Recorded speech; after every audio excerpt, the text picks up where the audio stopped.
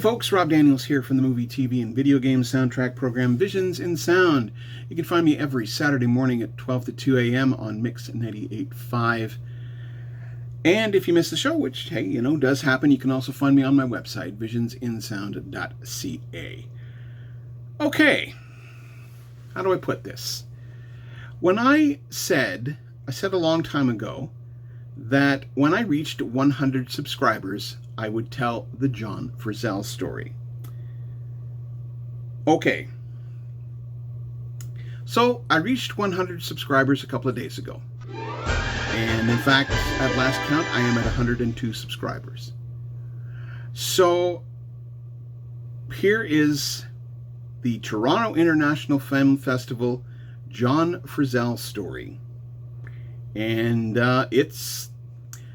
I won't say it's going to be a long sit, but it's going to be a very unusual story. And it starts with me being called by Ray Costa. And if you're not familiar with Ray Costa, he is an agent for several composers in that over the years. At least that was the first guy that I talked to in a major way to get the to talk to composers and that sort of thing. So one day I get a call from him out of the blue saying, I've got some composers here at the Toronto International Film Festival. Do you want to come down?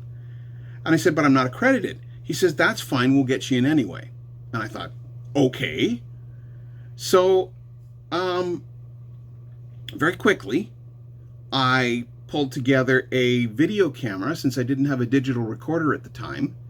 And Dorothea and I hopped in the car and drove down to Toronto. So we get parked, and I can't remember the hotel name. It was very weird approaching the hotel with a camera, not being accredited, and this is very early days of cell phones, at least for me, and I had the Motorola brick phone, the big gray brick with the antenna that you pulled out and the flip down front. It was that kind of a phone. So I tried to call, but calls were not did not work very well on the phone sometimes, especially if you were outside of your home zone sometimes. So finding John was an interesting procedure. I ended up calling his agent, who was, I can't remember, it wasn't Ray, but because I had 3 interviews that day. I had one with John Frizzell, one with J. Peter Robinson, and one with Jason Bell? Yes, the violinist, in any case. So I end up getting to, we get to the hotel, and go into the John says, oh, I'm on such and such a floor. I can't remember exactly for sure. And we go up and shoot the interview. Now, here's the odd thing, and the reason why there's no video footage is that I don't know what happened to it. It's around somewhere, but I don't have it handy. So, unfortunately, that's the case. But I do have the audio. And I will play a little bit of the audio in just a second, but I still have to set the scene here. So we go up to the room, and John is there. He says, do you want some breakfast? It was a very, very cordial kind of thing. And sit down and do the interview. Really nice guy. Signed my copy of Alien Resurrection and that sort of thing. It was a great day. Well, as a composer, being here in Toronto, how important is this festival to you? I don't often go to festivals, and it's really nice to be here. I think the energy around this festival is extremely creative. It's nice to see it blossom into probably the biggest festival and most important in the world now. Well, now the film Mrs. Harris did premiere last night. As a composer, you're often there from almost the very beginning. Does that ruin the movie-going experience for you? It's sometimes difficult to see the film after you've been so involved, and it sometimes takes time. A couple weeks ago, I flipped on HBO, and the movie Office Space was on, which I scored. And there was enough distance where I could watch it as a movie and go, oh, yeah, that's funny. I think I was still sort of analyzing my work in Mrs. Harris as I watched it last night, but overall I feel really good about it. I mean, I think it's an extremely powerful film. I'm delighted with the way I was able to and allowed to juxtapose the picture. So now the score to Mrs. Harris, like you said, the score is actually lighter than the subject matter. What made you choose that approach for the film? In my conversations with Phyllis Nage, we realized that, in a sense, I was to be a narrator who was here to point out the insanity and the craziness in a sort of lighthearted way, which comes off as darkly comedic, I think. But at the same time, I did try to express some honest compassion for all the characters, for everybody being in that situation which occurred. Right. Okay. So now, how involved was Phyllis with the music that you composed? Extremely involved. I mean, Phyllis is a very, very detailed director, and sometimes Phyllis and I would sort of, I mean, Phyllis, just let me just do this for a minute, and she really is very involved, and obviously, you know, putting music on a film for a director can also often be quite an experience to have this sort of new layer put on it, and Phyllis is very specific about her desires. Okay. Well, now the score also includes some music from Chopin and Bach. Yeah. What goes into the process of arranging that kind of stuff for film? Scary stuff, taking the work of the masters and trying to do something different that isn't destructive. And I feel that I think it's successful with it. I know the Chopin is a really good idea, the jazz arrangement, to try to treat it maybe the way Chet Baker would have taken it. And it just seemed to work for the film. Originally, Phyllis had the piano, the original Chopin arrangement in there, and it was great, but I said, why don't we just try something new here? And listening to the chord progression, I realized, hey, this really is sort of a Bill Evans sounding jazz piece. Or I should say Bill Evans obviously was greatly influenced by Chopin's work. Mm-hmm. And sort of started off on an arrangement down that road. And then the Bach Prelude No. 1 from the Well-Tempered Clavier, which is in the end credits, was a last-minute idea I came up with in the last 3 hours of my flight to London as we were getting ready to record. And Phyllis and I were throwing ideas around about end credit ideas. And we had been talking about using that prelude in some interesting way in the film, but we hadn't quite found a home for it. Mm-hmm. And then when we got in with the orchestra, kind of, it was more like the rhythm section that I spent about 30 minutes just sort of gluing together this odd arrangement of it, and it came out quite passionate, and I think it's very different sounding. Okay. Now, do you consider yourself a storyteller as well as a composer when you write the music for a particular film? A great question. A storyteller. I tend to think of myself more as a lens, I think, than I try to not be the storyteller. It's my instinct to that answer. I'm going to think about it. I'll probably change it 8 times in the next 3 minutes. But I like to think of it more as a lens. I like to not tell.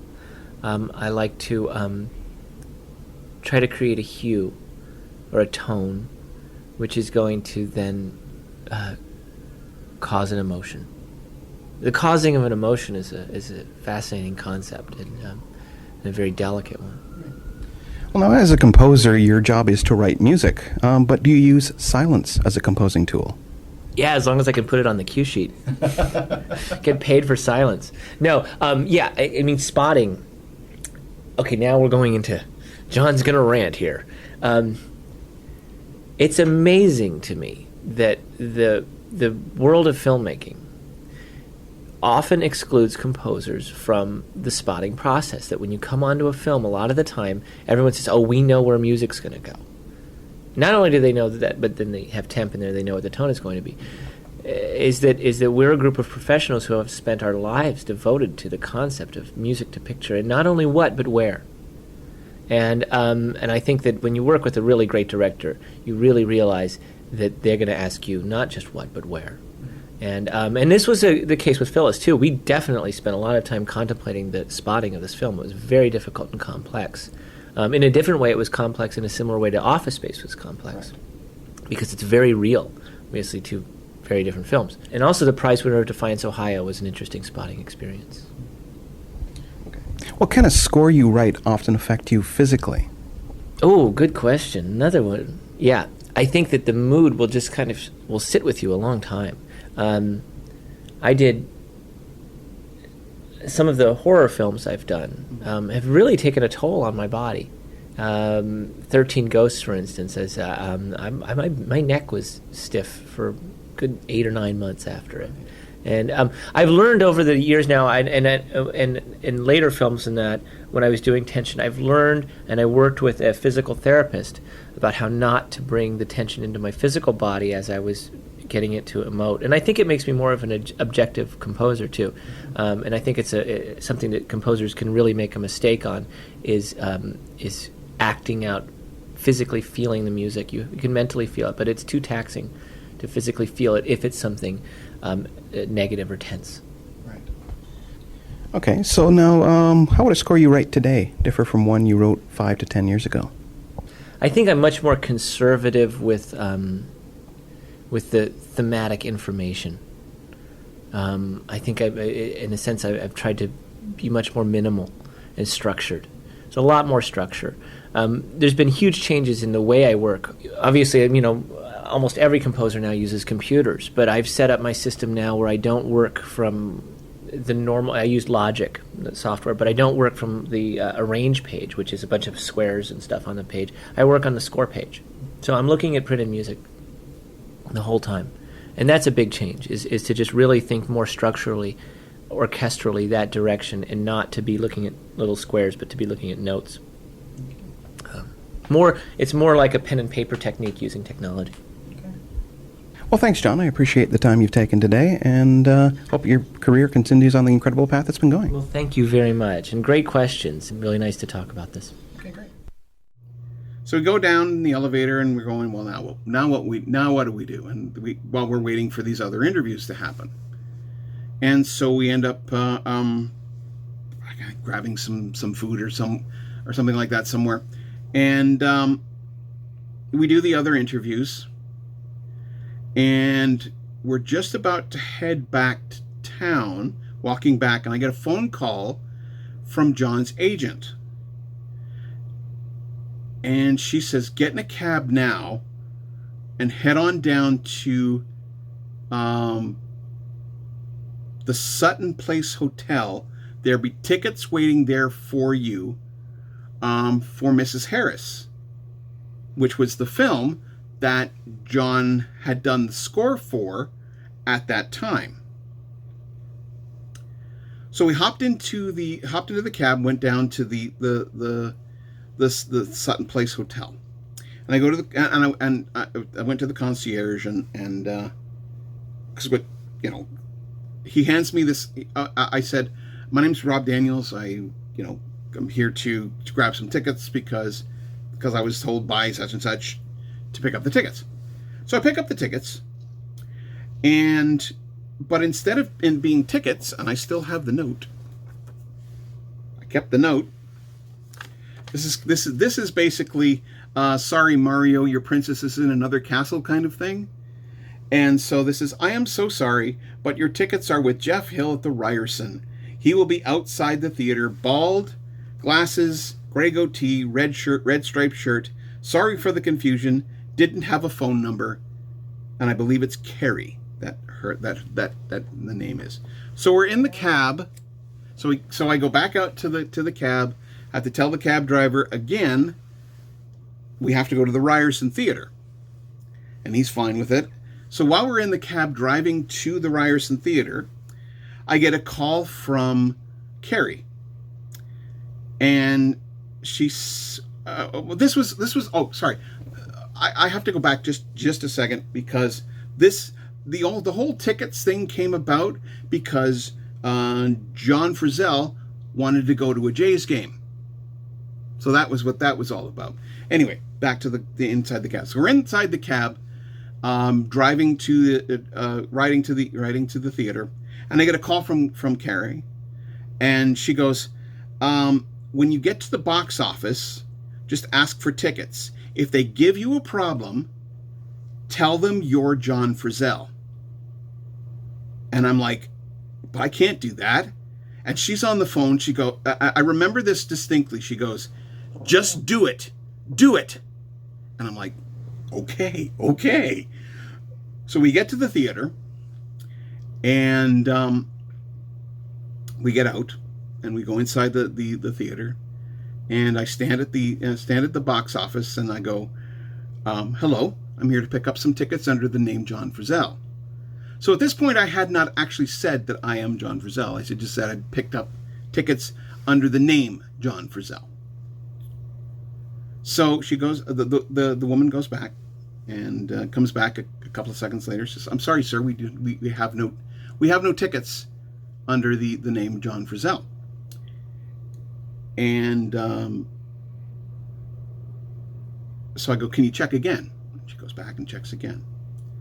Comes back out. She says, "I'm sorry, sir, we have no tickets." So I turn to her, look her straight in the eye, and I say, "Well, I am John Frizzell. I am the composer of this film. I was told that there are tickets here at the theater. Can you please look into this?" So, "I'm sorry, sir." And rushes back gets the manager. And the manager comes out. And he goes, "Oh, I'm so sorry, Mr. Frizzell. We'll get you tickets right away." So, tickets. And then all the time, like I've got my best poker face on, and all the time I'm thinking, I'm not John Frizzell. I'm not John Frizzell. I'm not John Frizzell. If I get caught, I'll be kicked the hell out of here, and maybe something will happen with fraud or something like that. I don't know. I was really, really concerned. So I'm like, so I'm relieved when they hand me the tickets, and then they go, "And enjoy the show, Mr. Frizzell." And I'm like, "Okay, thank you very much." So we're heading up the stairs just to head into the theater, because we were going to sit on the balcony and watch the film that way. And so we're heading up the stairs, and all of a sudden I hear, "Excuse me, sir." I'm like, "Oh crap, busted." And he goes, "We need to rip your ticket." And I'm like, oh, thank goodness that's all they wanted. I was so afraid of being caught. We were so afraid of being caught. Now, we ended up going to the film and enjoyed it immensely. And I just remember it being one of those, one of those experiences in my life that I will not soon forget. In any case, so okay, I have to mention a couple of other weird happenings as we were in Toronto that weekend. Or at least one that sticks out in my mind. We're driving to, it was either I just remember it being dark outside. We may have been leaving. And we're driving in the car, and sure enough, a limo pulls up beside us. And who's in the limo but Ben Kingsley, who's in the film Mrs. Harris, the film we're seeing that night, or that day. Or we had just seen that night. And I was like, this is really cool. So we're stopped at a street, and this is the weird one. We're stopped at this light. I can't remember the street name. And this guy, I kid you not, naked as the day he was born, except for a diaper, walks out into the middle of the street, in the middle of the crosswalk, starts dancing like this, all the time that we're sitting at the red light. He must have timed it, because as soon as the light changed, he had walked back, or before the light had changed, he walked back over and was safely out of the way as we were before we pulled away from the corner. And both Dorothea and I turned to each other and went, Toronto. And so that was the weirdest experience. So that is, in the end, is my John Frizzell story. And all apologies to John if he ever sees this, because I had every intention not to say that I am you, but at the same time, it's one of those things that I was freaking out at the time, worried that something was going to happen, that I was going to get caught and that sort of thing. So there's that. So what I'm going to do is I'm going to take a few tracks from, unfortunately, the unused score. It was, the Toronto International Film Festival copy of the score that was given to me. The score was replaced by another composer, Alex Werman, later on. And so what you're going to hear here was probably only heard during the festival period. So I'll play a few tracks, and then I'll come back and we'll kind of wrap this up. So enjoy. Here is some possibly unheard music from Mrs. Harris.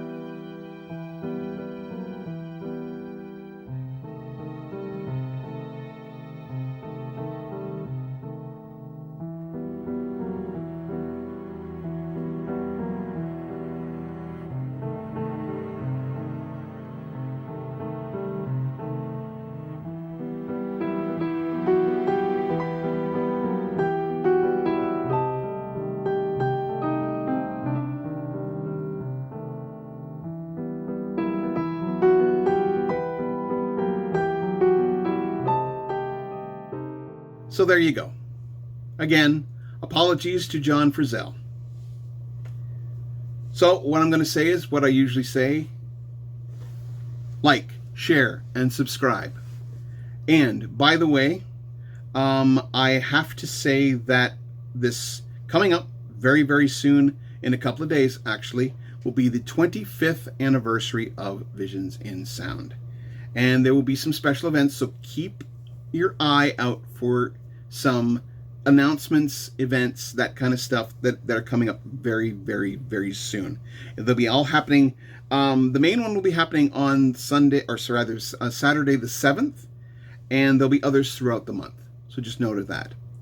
So I'll simply say this. If you're interested in any of the film, television, or video game music that I do play, by all means, listen to my show each and every Saturday on Mix 98.5.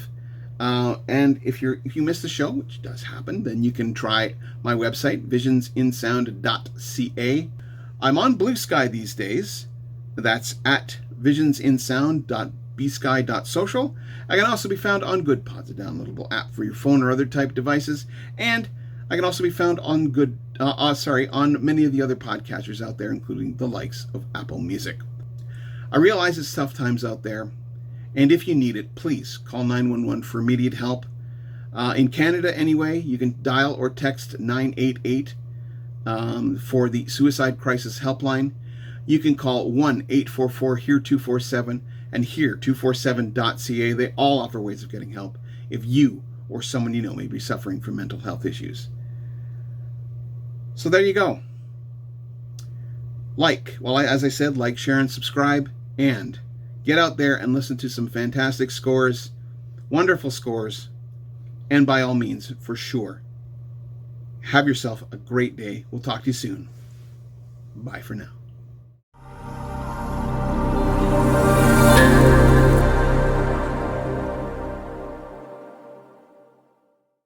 Hookah chaka, hookah, hookah, hookah chaka, hookah, hookah, hookah chaka, hookah, hookah, hookah chaka, hookah, hookah. I can't stop this feeling deep inside of me. Girl, you just don't realize what you do to me.